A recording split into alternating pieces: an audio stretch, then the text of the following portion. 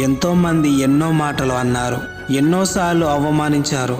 చిన్న పెద్ద అని తేడా లేకుండా గుండెకు గుచ్చుకునే మాటలు మాట్లాడారు. కానీ వాటికి రియాక్ట్ అయ్యే పరిస్థితిలో నేను లేను. ఎందుకంటే నా సమయం బాగాలేదని నాకు తెలుసు. అందుకే ఇప్పుడు ఎవరు ఏమంటున్నా తల వంచుకొని మౌనంగా ఉంటున్నాను. చిన్నప్పటి నుంచి తలవంచి బ్రతికిన నేను ఈరోజు సమాజంతో తలెత్తి నిలబడాలని చాలా ప్రయత్నిస్తున్నాను.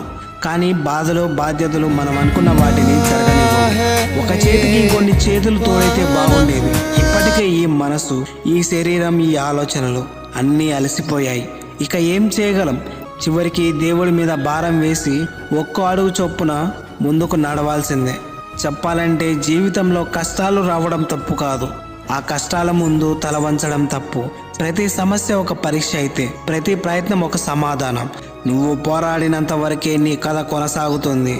ఆగిపోయిన క్షణమే ఓటమి మొదలవుతుంది. గుర్తుంచుకో.